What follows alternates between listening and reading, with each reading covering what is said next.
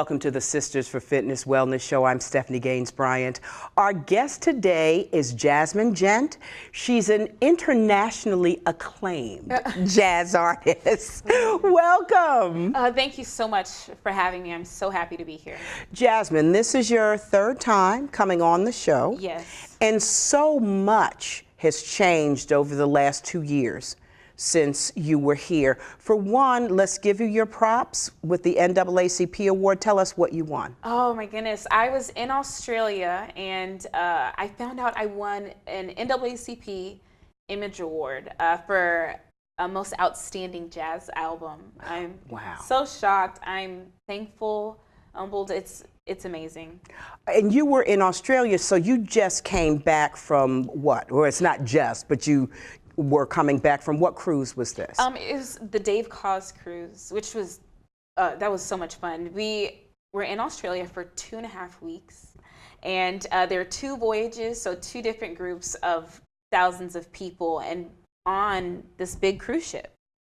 And it was so much fun. Just music, music, music. I did not sleep much, but I did what I love. And you played with a lot of the greats, and you're one of the greats, but you've played with a lot of the greats over the last couple of years. Yes. Who would you say has inspired you the most? I'm sure there are a whole bunch of folks, but who first comes to mind? So many names, and many of the people that were there. I love Kirk Whalum. He's always been my favorite saxophonist. I also get inspired by a lot. Candy Dulfer. I mean, I got to speak with Candy Dulfer, who's also a female, saxophonist, and a lot of the things that I go through, she knows, because she's been through those same exact things. And the list just goes on. I would say newly Dave Koz, just meeting him, working with him. He's an amazing human being as well as musician. So I really, really look up to him as well. Now, we're also talking today about women's empowerment. Just like me being in a male-oriented business, when I started out there, I started out as a DJ, and there weren't a lot of us, and I found myself usually in a place where it was me and a bunch of guys.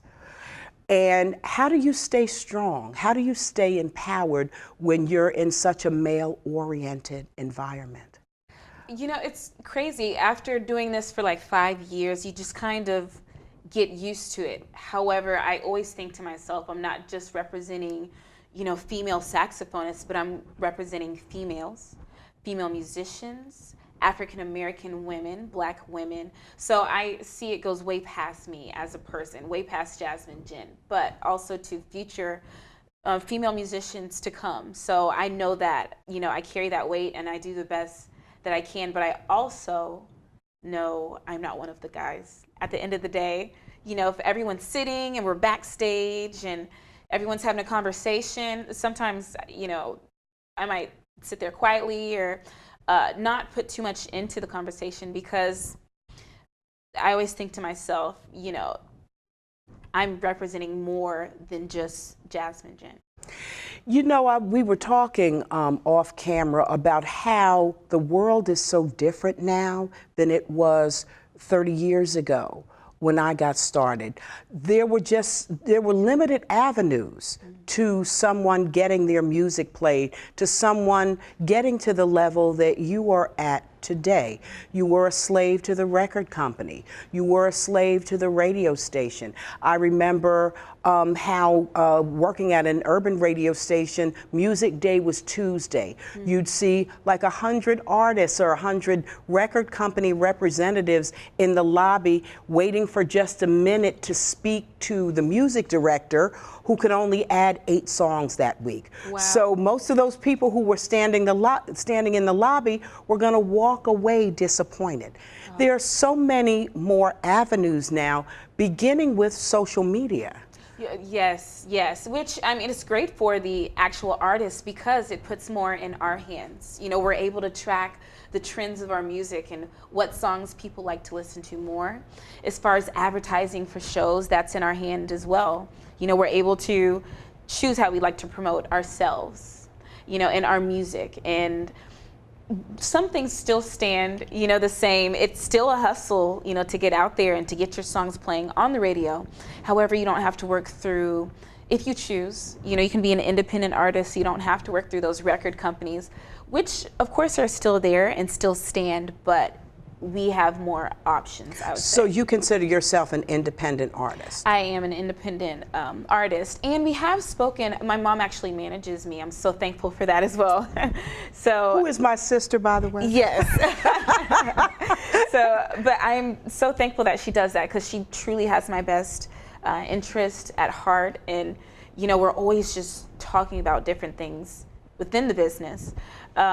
When it comes to creativity, as far as writing your songs, playing, do you find that you have more options as well? Yes. I like different things. So anytime I come out with music or a CD, I always wanted to have a mixture of different styles. But there is always something uniform, like a uniformity with the CD. My last CD was entitled The Story of Jazz, and it's my little time on this earth so far. It just talks about lessons I've learned, making peace, amends. I love to have fun as well. I live in Florida. I have a song called Heat. I have a song called Work With It. Just different things. Greatest Thy Faithfulness is another one. Because part of your background has been gospel. Yes. So do you include that in every CD? Tell us about that. I do. I love to include a gospel song in every one of my CDs, because I grew up playing in church. That's home for me.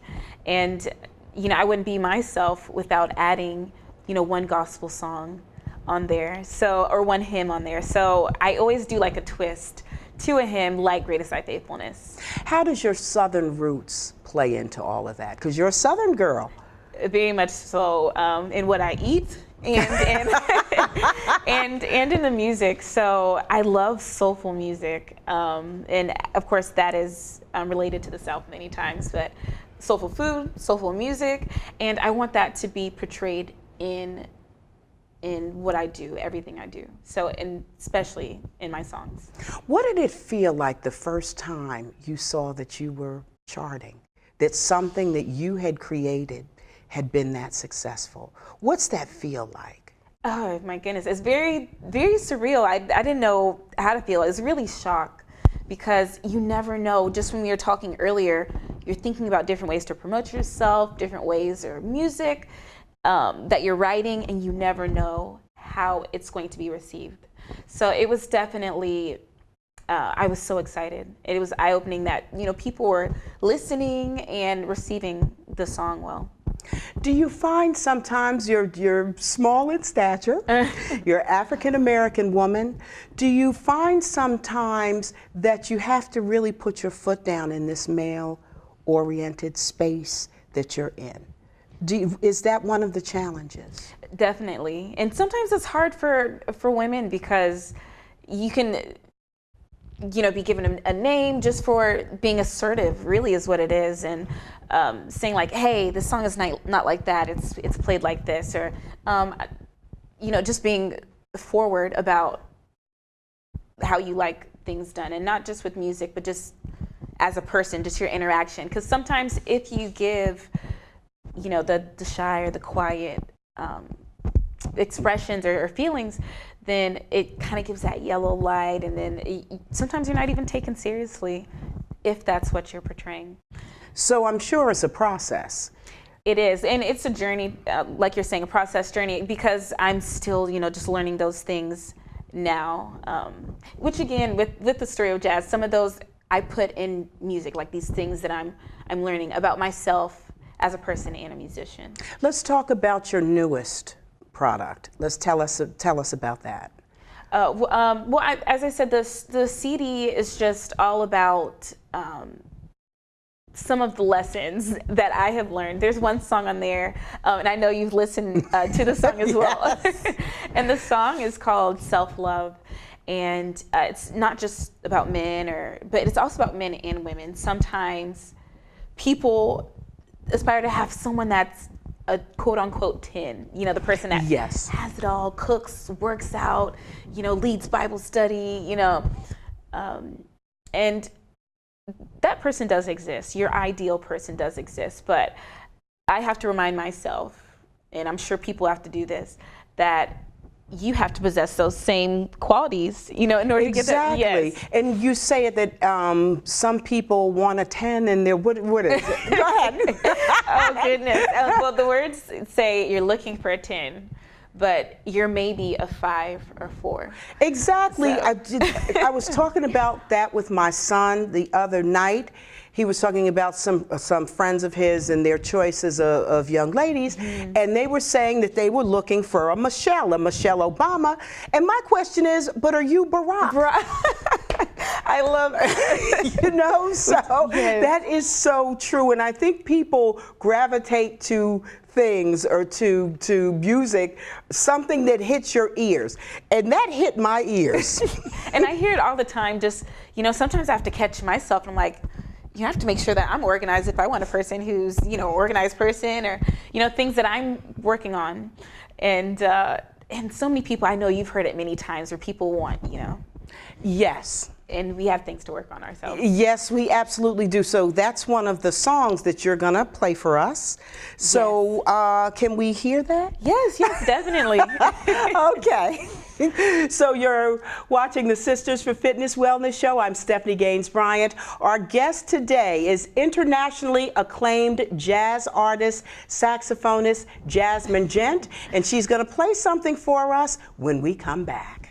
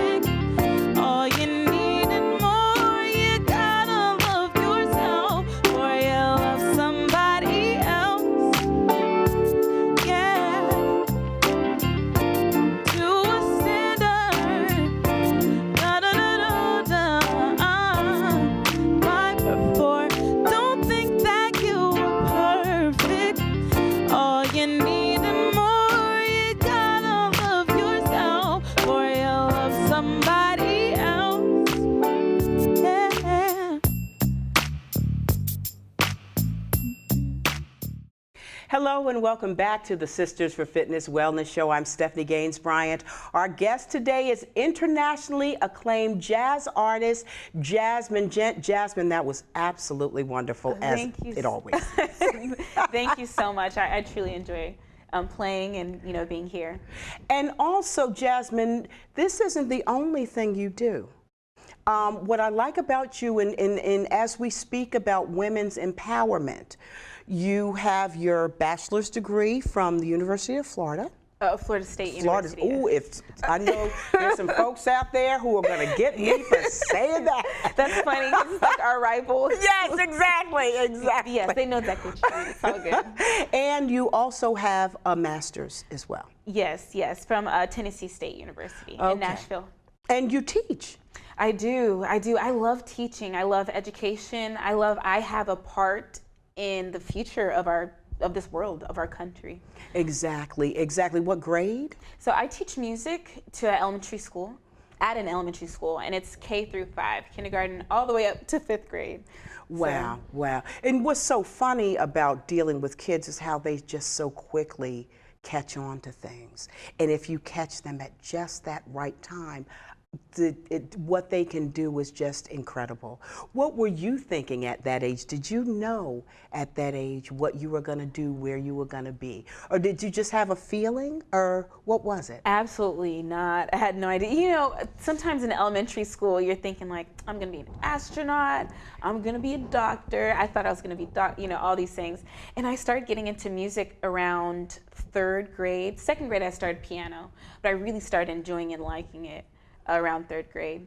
And so that, my love for it grew, and then my change of, what career I want to do, that's where that happened. How has traveling the world changed you? You've been to a lot of, just since you and I have last talked, you've seen so much, you've been to so many places. How has that contributed to your growth, to your education? Oh my goodness. I love just exploring and seeing. I'm thankful that music allows me to go to these different places and just see just different cultures and how different people live. And it's really expanded just my mind and the way I view things and see things.